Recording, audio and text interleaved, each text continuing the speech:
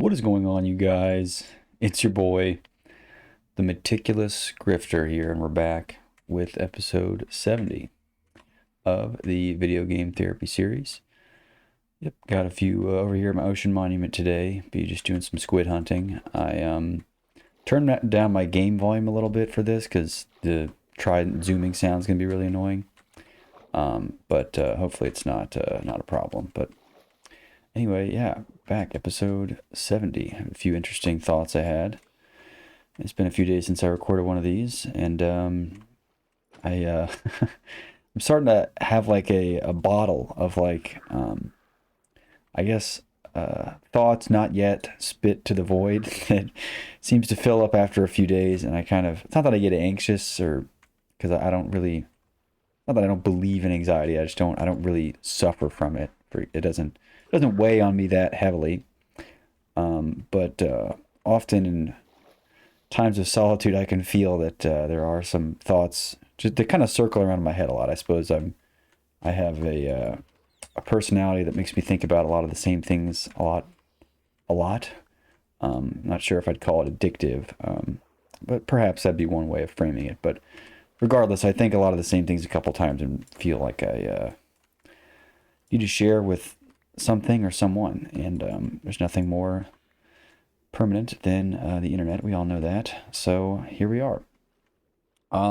Let's see. Oh man, I guess I say that and then I draw a blank. So I'm thinking about this. I've seen this a few times just throughout my years. I suppose I sound like an old man, but I'm not. But people are like, well, imagine a world where there's no crime. And that assertion really pisses me off for several reasons. Just because it kind of speaks to a just a huge fault in logic. And I don't know, I guess you could let me know if I'm off base with this one, but here's the other way I view it.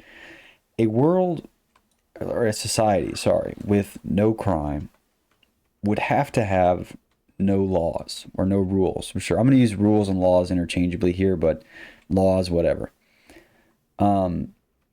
Because in order for, like, there's a reason behind a rule is made because at one point it was not a rule, and then somebody did it, they decided it was wrong, and then now it's a law. And doing it is a crime, but somebody's already done it, and you're really assuming that people are only going to do bad things once or never, really. I think the assumption is that everyone's good and everyone is like, I think that is dismissing a fundamental aspect of human psychology or sociology, or even just variance in, because sure, I mean, to you might be this perfect saint but believe it or not, many people disagree with certain rules and laws that exist. And now obviously there's ones that I think a large majority wouldn't disagree with, like, cold-blooded murder, but that doesn't stop people from doing it, right? And there's all sorts of reasons and contexts in which the area might get gray. What if it's somebody that murdered, your daughter or something? Is it okay to murder that person? Well, many dads would be like, well, hell yeah. Like, I don't care if I go to prison forever. This guy murdered my daughter. I'm going to kill him. And, some people wouldn't even see a problem with that. I'm not necessarily certain that I do. But then, of course, that's like, there was two laws broken there. And then, it was broken once. And then let's say that we start a society from scratch, right? And to start, we assume everybody's perfect, so there are no laws. And since there are no laws, there's no such thing as a crime, because you can't break a law because there are none, right? That kind of follows logically. So it's okay. Let's say that someone does the first sin, okay? And that might be, sure, some dude hauls off, maybe he's drunk, maybe, who knows what the fuck he's doing. And he kills somebody. So, okay, well, or murders them in cold blood, whatever, I'm not going to put this murder in some gray area. It's black and white. It's the guy that was in the wrong, murdered him, whatever. So we had to make a rule, say, all right, well, we can't murder people for no reason, right? There's like, it's got to be cause. There's got to be some. It can't just be murder in cold blood. So then we make the law. Okay, no murder in cold blood. All right. So now we have to assume that from now on, nobody will ever murder anyone else ever in cold blood. Thus, a crime would occur. And so I don't know. It's just this concept of like a zero crime world or a world with no crime is stupid. Now, obviously, I'm kind of being facetious in this because I think what people mean when they say imagine a world with no crime is imagine a world with like fewer crimes, with less general crime, which sure is a noble cause. But again, I think not only is there like a ridiculous speculation there based on what people will act, but again, many things now people don't even really. I bet you if you did a no, again, this is just I guess anecdotal. If you did a straw poll on people, I'm sure many would not agree with laws. There are things that are laws that I think are stupid and should not be laws, and I break them probably regularly. Now I don't know what they are. I mean, here's a really stupid example I thought of that. Again, I'm not really sure whether this is true or not, but it'd be like the fact that I don't know should tell you a little bit about the laws. But let's say I want to go fucking make some s'mores somewhere. I want to light a campfire and make some s'mores. It would not surprise me if in certain states or in certain parts of the country, I have to have a license in order to start a fire in the woods. Something as primitive that fire has been around for God knows how long. It's like the kind of the fundamental invention of humanity is fire, and it's illegal. Probably it's against the law for me to go make s'mores in the woods somewhere because I have to have a license. It has to be a controlled fire. I have to have a fire marshal present or some other bullshit like that. Now again, I don't entirely know if that's true, but I'm certain if it wasn't public property, even if it is public property, it could be like it's a fire hazard or something. I'm sure it's illegal for me to go make s'mores at a fire somewhere, which is stupid. If I'm in a context in which I'm making s'mores, I don't give a fuck about the law. Therefore, I am a criminal. It's like, yes, okay, and then we can distinguish between like these petty crimes of like, yeah, sure, he made s'mores at a public park versus like, okay, he murdered somebody in cold blood. Obviously, I'm like, there's some difference, but in many ways, there's such a huge gray area there that this like world with zero crime. If you want less crime, just make less laws. And now, of course, you're going to have to put up with more stuff that is bad objectively, but ultimately, like you'll get your noble goal of less crime, because a world, let's see, a world with laws will always have crime. The only place to have no crime is to have no rules. Therefore, nothing is a crime, not even murder. So that's kind of the logic I see it, and yes, I get the general sentiment of like, yes, people should be doing less bad stuff. I'm not stupid enough to not realize that part of it, but I do think it's really dumb to phrase it like, oh, imagine a world with no crime, or like where no one commits murder. People will always do that. People like will commit, like no one's ever going to commit a crime just once. So like in that perfect example that I brought up earlier, we start off with no rules or no laws because we're all perfect or whatever, and then rules only are created because somebody breaks them. And if somebody breaks them once, they're probably going to, name a law that's only been broken once, ever. I mean, you can't. Because every law has been broken probably thousands of millions of times. And plus, given the extent and the gray area of laws now, we have entire professions obviously dedicated to, like, deciphering what the fuck any of these laws mean, as a lawyer. And, I don't know, many normal people, reasonable people, average, whatever the fuck you want to call it, disagree with a lot of these laws. I mean, God knows, most of what happens in the finance industry, I think should be legal. I think some of these advertisements should be legal, but I'm actually glad that they're not, because if it was some schmuck like me making the rules, then who knows what rules I'd come up with. Now that being said, I obviously think incompetence is, like I said, is a factor of large organizations and certainly comes into play talking about advertising and stuff. But I don't know. There's something about advertising in its modern state sours me greatly, and it is annoying, and I hate ads. And my ideal day consists of absolutely zero ads, and I'm actually pretty close to that ideal. So I don't know if I think it is a testament to my effort put towards to halting that, because under no circumstances will I ever want to see an ad for anything, even if I want something, because I shouldn't want that, regardless of what it is. I think beyond just sleeping and eating, which those come to me naturally, those advertisements are displayed inside of my body and in my brain directly. Those aren't ads that I have to see or watch some stupid video. Those ads aren't ones that, they're not skippable. I mean, unless you are on drugs or something, I suppose you could skip the appetite and sleep part of it. But still, I'm not normal. I'm privy only to those internal advertisements, so to speak. And other than that, I don't need ads for anything. I don't want to see ads for anything. I don't need anything. I don't need any of this.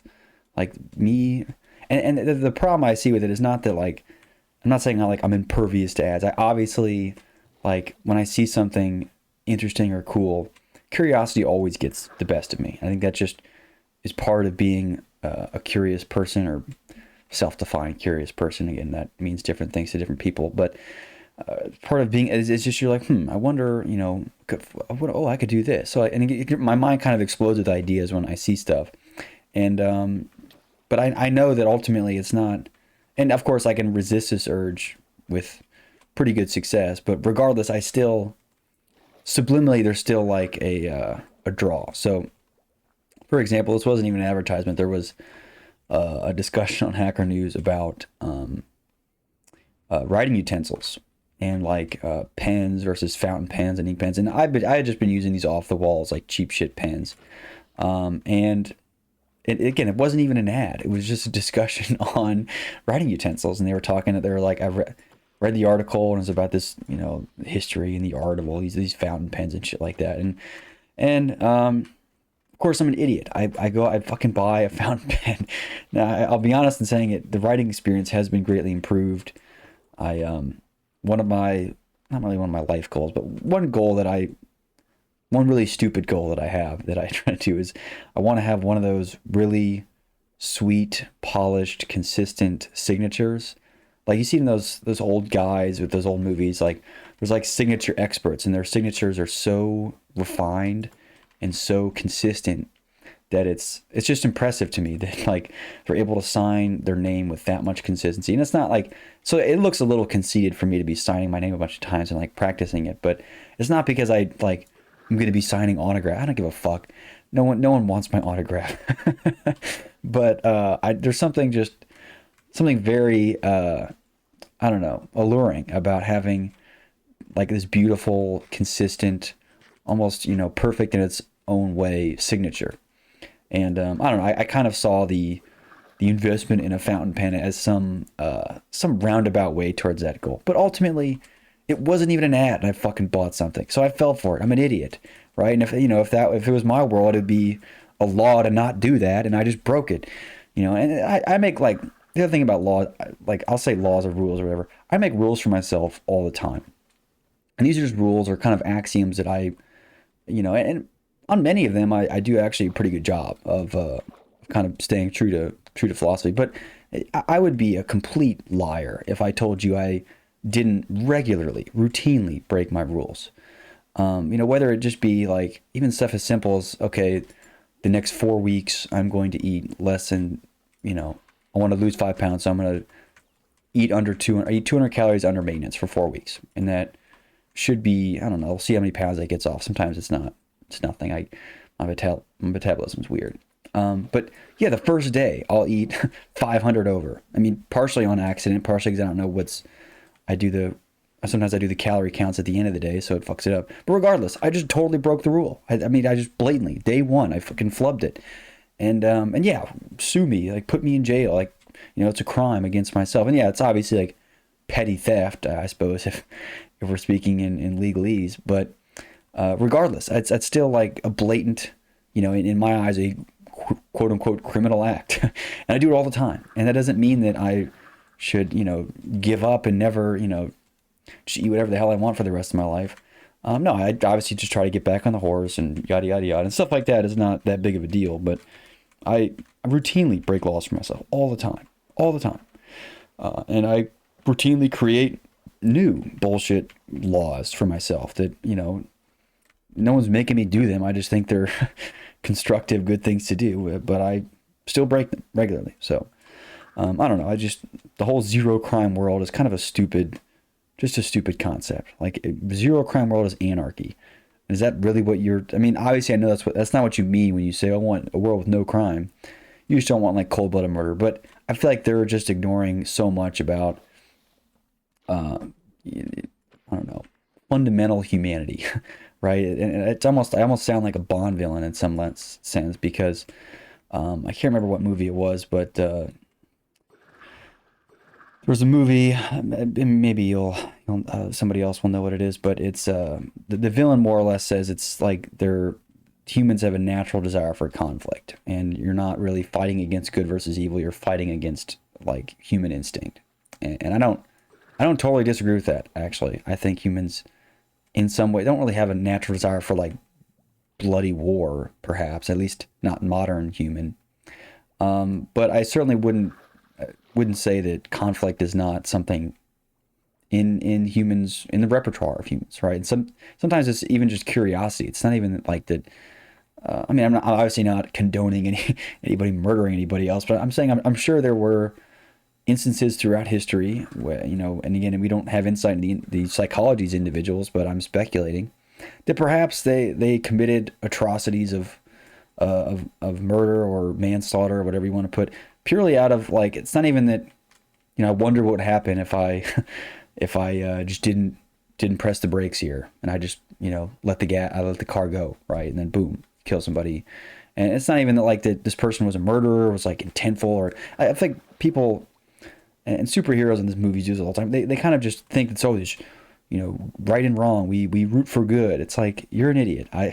And yes, I kind of agree with the fact that they're artificial constructs, but in many ways it's, I don't know, there's a lot more nuance to what internally what goes on inside of the head of a human. I don't think it's this arithmetic, logical, perfect operation. I mean, again, I've said many times that humans are almost defined by a level of irrationality that is strange, right? And our minds are like finite in size, at least within our skull, unless there's some collective hive mind conscious we're a part of.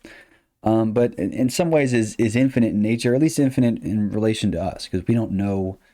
There's just, I don't know, even just going exploring, so to speak, within your own mind, there's quite literally no end. We don't really know, and perhaps there's a computational limit to the number of synapses and things in different ways they could connect. But at least to us and our consciousness, it seems infinite. And within that realm are the possibility of human behaviors, because ultimately human thought shapes human behaviors. So with a seemingly infinite amount of human thought, we have a seemingly infinite amount of human behaviors that are possible. And so making any kind of rules about like, it just boils down to wrong think, right? How do you define that? And whose wrong think is what, right? What if, somebody's wrong think is eating 200 calories over maintenance and someone else's wrong think is murder? Okay, well then we have to decide who's in charge, right? And do we take a straw poll? Is it the median person? What about 59, 40, or 49, 51 instances where, there's just a huge gray area with all of it. And so I don't know. I'm not saying that like we should just accept crime as what it is, but I think, especially in a society at any kind of scale, even a scale at the individual level, we still have crime, right? I commit crimes against my own rules all the time, and I just think it's stupid to think that there would be no crime. Sure, we could find ways to make crimes more benign or be more sympathetic to understanding what goes on inside the minds of these quote unquote criminals. But again, I myself am a criminal for making s'mores in a public park. It's like, because I could burn the thing down. It's like, no, I'm not lighting a stick of dynamite and throwing it in the woods. I'm eating a fucking s'more. Like, how could this is illegal, and I don't even know if it is. I'm assuming, and I'm actually confident in this assumption that I'm certain that in certain states and parts it is illegal to light a fire to make s'mores. Which again, I'm a criminal, so like, arrest me. I don't know. So it's just, I don't know. I hate the idea of this. Oh, we could have a world with no crime. You're an idiot. So I don't know. I just wanted to share that. So yes, if I'm a criminal within a world of one in my own mind, my own brain, then surely at the scale of millions or billions of people and billions of rules and billions of minds with a seemingly infinite amount of human thought and human action possible, a world with no crime is a pipe dream. So, even that, if you really want zero crime, make everything legal, including murder. then you'll have no crime because nothing will be a crime. Ooh, we'll have murder. Well, it's not a crime. Too bad. So is that really what you want? No. So I don't know. I just really wanted to bash on that idea for a second because I just thought it was gnawing at me for a while. So imagine AI can solve this no crime. You're a moron. All right. Let's see. Speaking of society, this is kind of a brief, almost tweet-like thing. I have a lot of these. I'm not even going to call them tweets. I guess that kind of colloquially means something different. It's not a 50 character sentence on Twitter anymore. It's more just less just like short thoughts. So maybe it's kind of Zoomer speak, but regardless, I have these like tweet thoughts. And it's no secret that I'm perhaps uppercase C cynical. And what the difference is historically the lowercase c cynical is just you're pessimistic about it. You just think that society sucks, people suck, human nature sucks, yada yada yada. It kind of just is naysaying everything. And the uppercase C, which is why I distinguish it so clearly, is not that they and I guess Diogenes is my favorite dude here. I've talked about him before. He's a Chad, but uppercase C is not that humans themselves are bad, or that everything is bad. It's more so that society and the process of socialization through which we are kind of ingrained and morphed into society's mold is negative. But human nature itself and humanity is something to relish in and is a beautiful thing. And I kind of agree with that. I don't like hate people and hate humans and think we all suck and yet no. I think there's beauty. There's magnificent beauty in individuals and their aspirations and their resolve. Even just some of the historical accomplishments, not even just like career accomplishments. I just mean like the resolve of humanity. Like imagine, I mean, this is obviously a pretty crude and crude example, but people that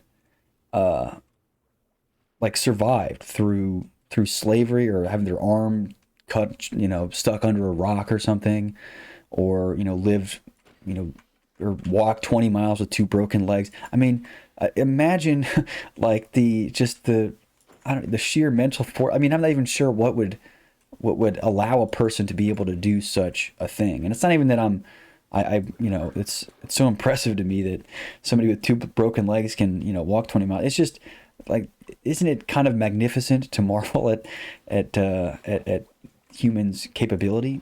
And it's mostly not really in the collective. I think it's, I think more accurately, the beauty of humanity is summed up through individual acts of, kind of insanity in some sense. I suppose that's kind of probably the wrong word to use in this, but it's crazy to fathom some things that humans have done that is just impressive beyond belief. And then also just the extremes of the human physique. Go look at a bodybuilder.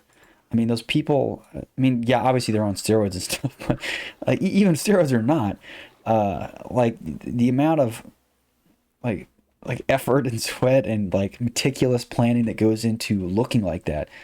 What the fuck? What is that? Look at that guy. That guy's what is that? That is insane.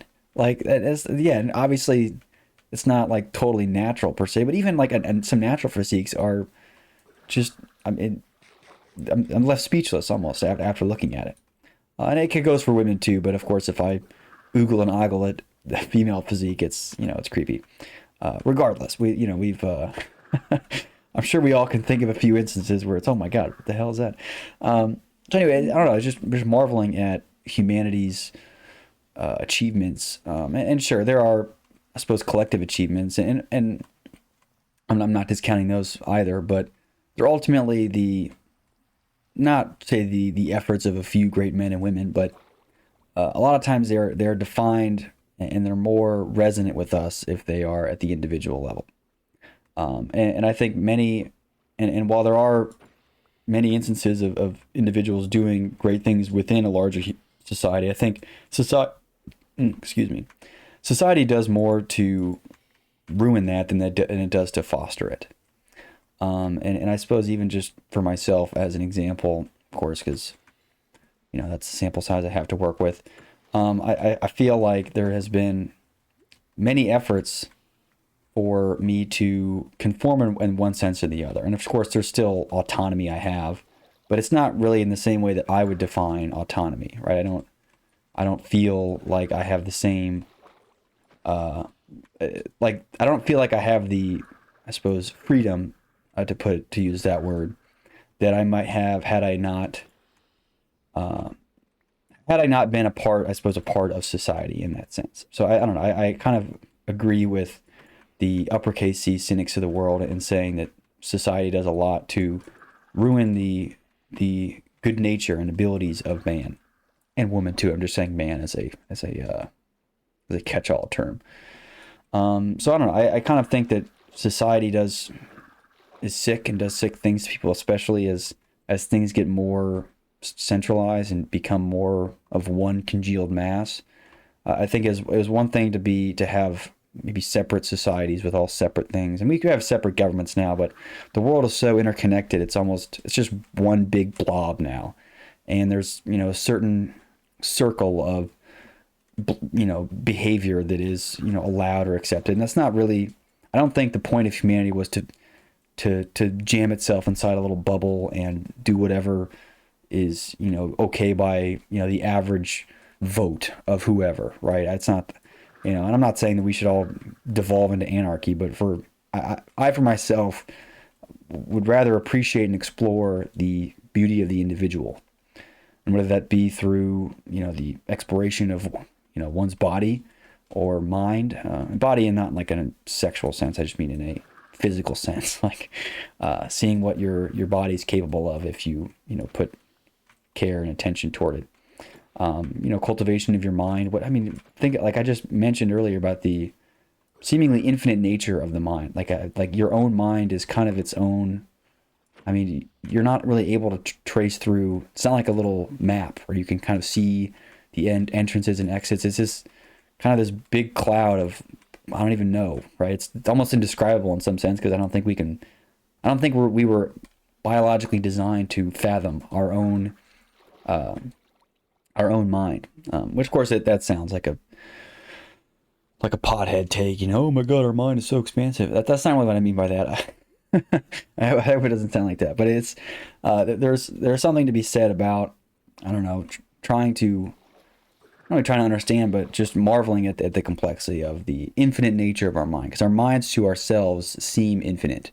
And of course, like if you're looking down a road that's 1,000 miles long, starting at, if you don't know it's 1,000, the road could be infinite. You don't know. And that's kind of the way I see, I don't know, exploring the human brain in some sense is you're looking down, maybe it's 1,000-mile road, maybe it's 100-mile road, maybe it's 1,000,000-mile road, but you can only see like a mile or two down the road.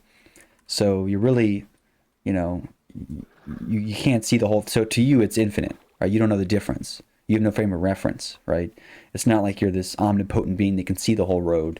You just get to see like, a couple hundred feet at a time or a mile at a time or whatever it is whatever scale we're operating at, regardless of how you frame it, the human mind still seems infinite.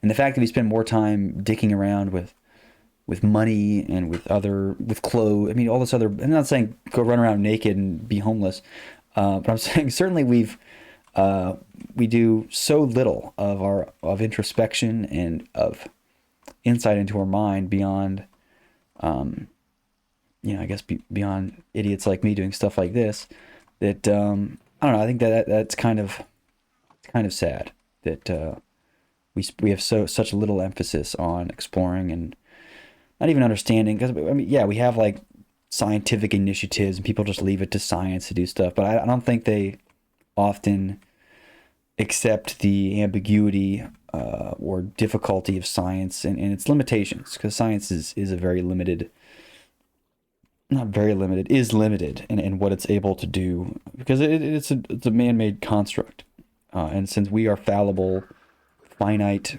thinking beings who can only see a few miles down the road, we can only really develop things that are finite and only see a few miles down the road. So it's not like we can develop this perfect omnipotent framework for discovering the truths about the universe. We can only have maybe we have 100-mile truths or 20-mile truths or 1,000-mile truths, whatever.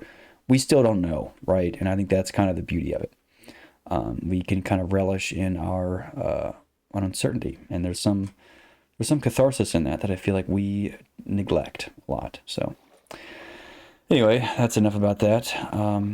So yeah, I would say in summation, I would more squarely define myself as an uppercase C cynic who thinks society might be sick and does more to ruin the beauty of humanity, but humanity individually and humanity in small moments in those finite bits of road are beautiful and should be relished, and we should foster that.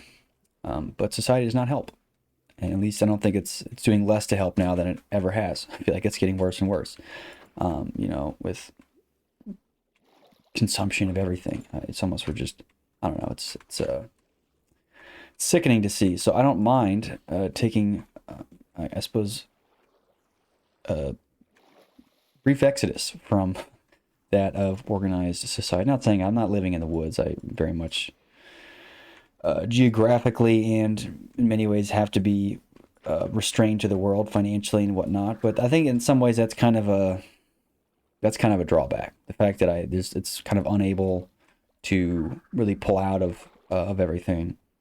Like I said, if I went to go live in the woods and make s'mores and stuff, I'd probably get arrested for something because that's just how it works. So whatever.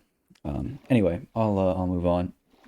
I suppose speaking about the infinite nature of consciousness, I don't know. We seem to be a lot more.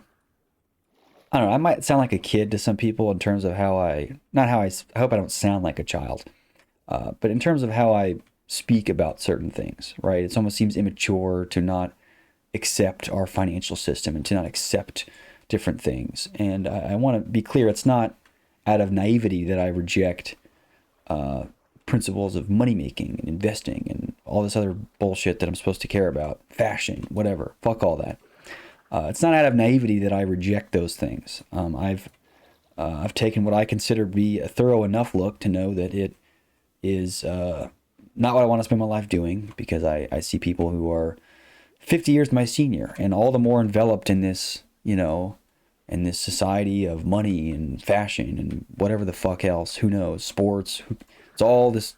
And these people seem no less miserable than I and for all less noble a cause, because I feel like and again, maybe it's my own view of things that I find a nobler act to be sifting through my mind and developing my mind and body to whatever, just see what the hell happens, I suppose, is one way to frame it.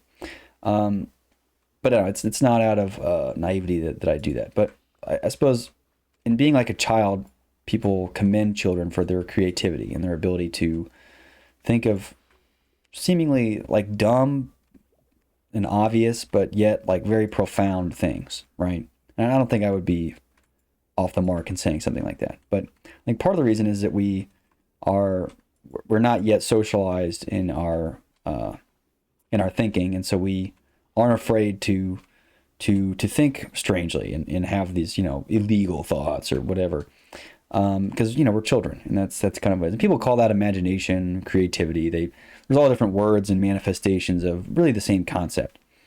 And ultimately, I think that's obviously a loss with my whole discussion on cynicism. But I think about ways to connect back to that, maybe that inner child or inner imagination that we lose as we grow older, as we become more socialized. Because I don't really think it's a function of age.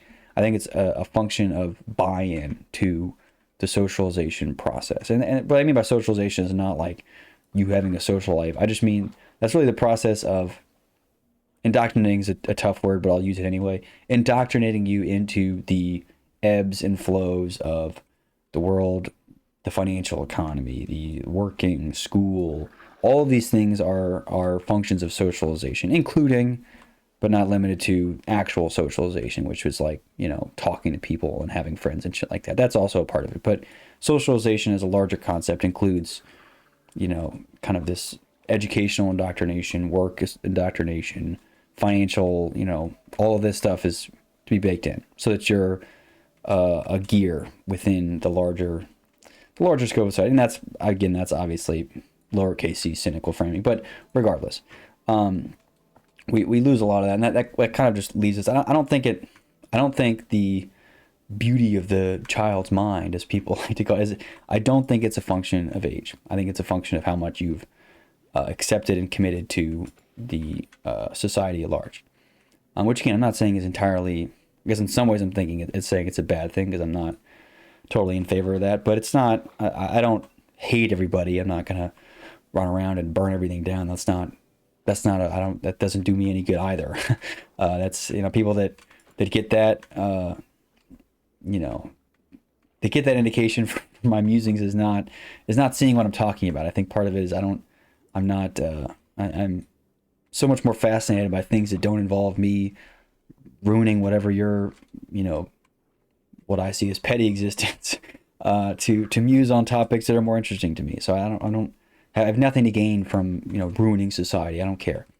I would like to be left alone, and to have a certain healthy distance or buffer from your society and my world, because ultimately it is, my little world with my things. And I think that's part of what is, I don't know, it's seen as selfish to think in that way, where it's, you're just thinking about yourself, or it's really just your world. Really, it's not everyone. Other people aren't in it. But I kind of disagree with that, with the idea that it is selfish to, it's selfish to introspect. It's selfish to develop one's body and mind. It's selfish to value individual's beauty, whether that be somebody I'm talking to or someone I'm with the most, which the person I'm with the most is myself. And that's ultimately how you spend most of your time, is with yourself. And saying that because I enjoy, not really even joy, I find catharsis, and I find some semblance of meaning in being with myself and exploring where my thoughts go and things. That makes me selfish. That seems like a ridiculous thing. The fact that I'm not, I don't know, giving soup to people or something, that's merely a distraction from what from value I find in the world. But anyway, I suppose I bring this back to imagination. Part of the reason I play a quote unquote child's game like Minecraft, of course I wish it was Libre, but it's not. Whatever. Part of the reason I play this is to kind of, in some ways, connect with an inner imagination, inner child, or something of that sort. And because this world is my own. There's no one else in this world. Even if I wanted to go give homeless people soup or something, I can't do that unless I built a homeless shelter in Minecraft and then made a bunch of villagers homeless people. Why the fuck would I do that? This is my little world, and I'm of course exploring it physically, exploring the blocks and whatnot. But I also get to realize whatever random shit that I want to build in. And there's really there's so few limits on what you can build in this game is why I like it. And I think it kind of allows me to, it lubricates the connection between me and the inner child. And again, I don't think the child is necessarily representative of naivety or, not knowing anything or being a fool, but it's merely a lack of socialization. The time before we are socialized, the time before we, I don't know, only think good legal, thoughts. The time before we even consider things, whether they're legal or not, before we do them. Because now all I can think about before making s'mores is, oh my God, am I going to get arrested because I'm making fucking s'mores? Whereas a child thinks nothing of that.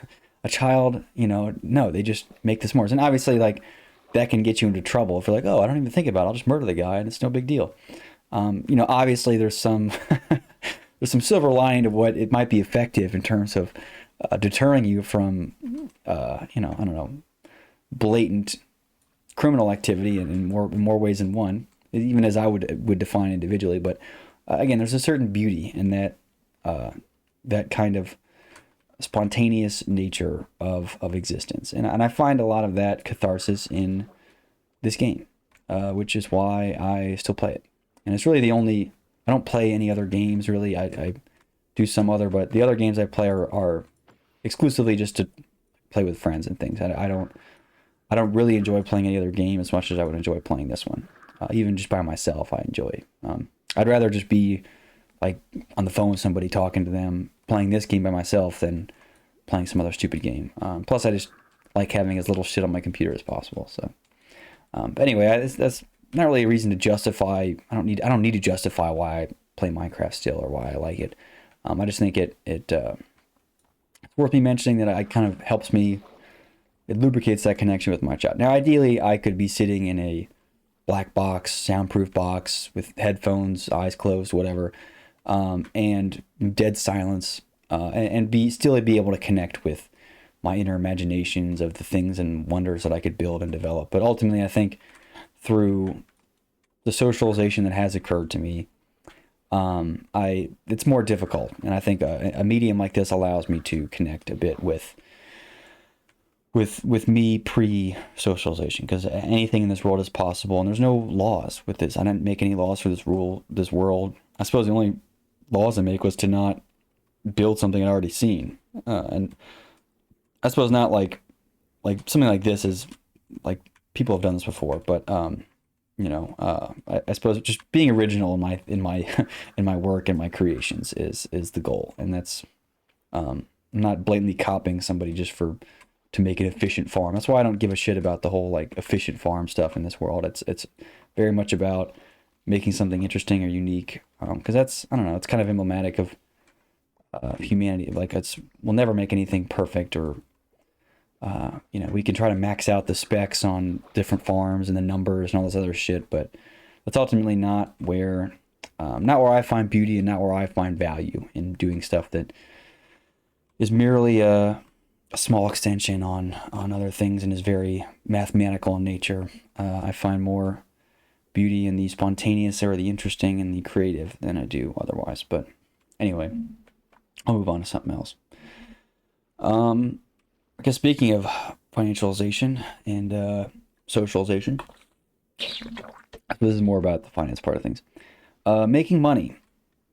It is often seen as a non-zero sum game, meaning that everybody there's kind of, you can make as much money as you want without like necessarily befalling other people. And I'm not sure who would agree or disagree with me on that, but I think making money is more of a zero sum game than one might think. And of course, maybe being reductive here, but poor people tend to think that it's a zero sum game and rich people don't. And I'm not saying that's the only differentiator between people who are rich and aren't, but people who generally spend their time working and making a bunch of money and all this other shit generally think that there's enough money to go around for everybody, and they're just accumulating what they have, and a healthy amount extra, because it's an infinite amount of money. We can always make more money. And I think people who are more humble in their means and don't make as much money, me, generally tend to think of, okay, well, if I somehow make $1 billion off some stupid business or something, a lot of that money is coming from somewhere. It's not just created out of thin air. And of course, I guess the government's printing money all the time, so there's part of an argument being made there, but it's still a finite amount.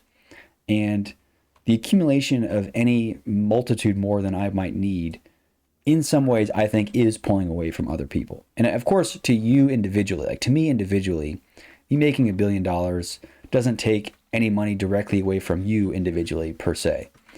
So it can be thought of, again, from the rich man's perspective, or the hustlers, or however you want to think about it.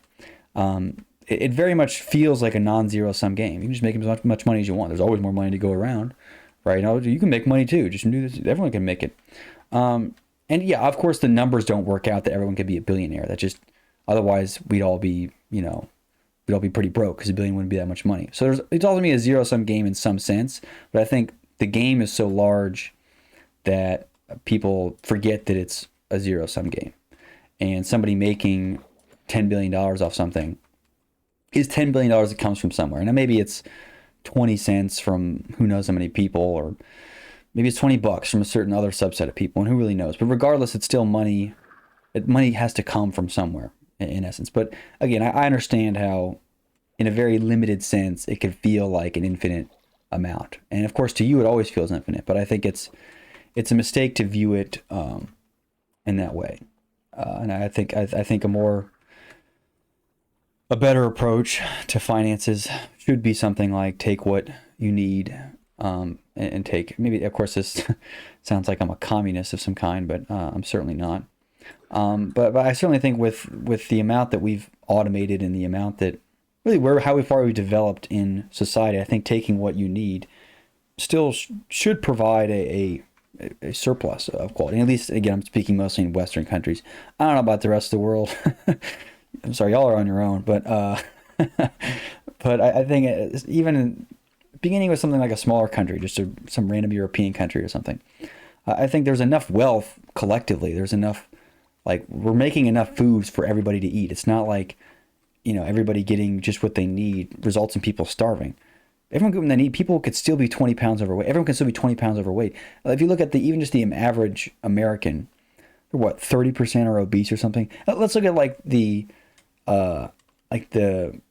BMI versus like a healthy BMI. We're over the healthy, so we're making a surplus of food already. We're already eating more than we should, a surplus of food, and not to mention all the food we're throwing out anyway. So I think, like, thinking of it like, oh well, if we all just took what we need, we'd all be these broke ass people with nothing. We have nothing. No, I think even like we have the natural capacity to support probably more than we think, especially if we're less focused on we're more focused on being intelligent about how we're allocating resources, which would include, if I were being smart, all right, person A has, I don't know, 40 houses, and persons B through F have 0. All right, well, maybe we could split it up some way. And I'm not saying everyone only gets to have one house. I'm not saying there should be laws around this, but I'm thinking a more intelligent distribution of resources would still result in people all having a high quality of life. And part of it is also just a difference in framing. I think this is part of why I sound like a communist if you view it in a very financial sense, because I agree, it does sound like a communist thing to say. Everyone gets what they need. But no, I think people now mistakenly associate so much of their personal value and even just their philosophical groundings is in material trappings of houses, wealth, females that want to have sex with them, whatever the fuck it might be, a following even, is all, these all material. They put so much value on that they forget that they don't need any of that. And if they would not be, they would be artificially sad, or if it got taken away, but regardless, they wouldn't be any different. They wouldn't be any worse off had all of that been removed from them. That's not the source of their well-being. It's a delusion for themselves to believe that their value is tied up in all these assets and their big, business empire. Their whole value, I would argue, their entire value proposition is wrong. And part of it's just making money is a means of itself. Making money should not be, like, I think I have no problem with money itself. I think the problem is that money is seen as the solution to everything. And it's a solution for, like, if you're starving on the street. But if you're not starving, if you're listening to this video on an internet connection, money is not your problem. It should not be your problem. The problem is you. You thinking you need more money. You thinking that you're going to be happier with all this other extra shit. You'll be transiently happier, but you'll not be any more satisfied. Like, I speak as someone who's spent money buying dumb shit that, not money that I didn't have necessarily, but in some ways money I didn't have. It doesn't do anything. You get a little dopamine rush when it comes in. You fuck around with it for a little bit, and then it's done, kaput, and then you're back to on the fucking treadmill of buying more dumb shit you don't need. You don't need any of that shit. So stop buying crap. All right, you need food, and you need, like, shelter, and I guess clothes if you want to be arrested. Other than that, stop buying shit.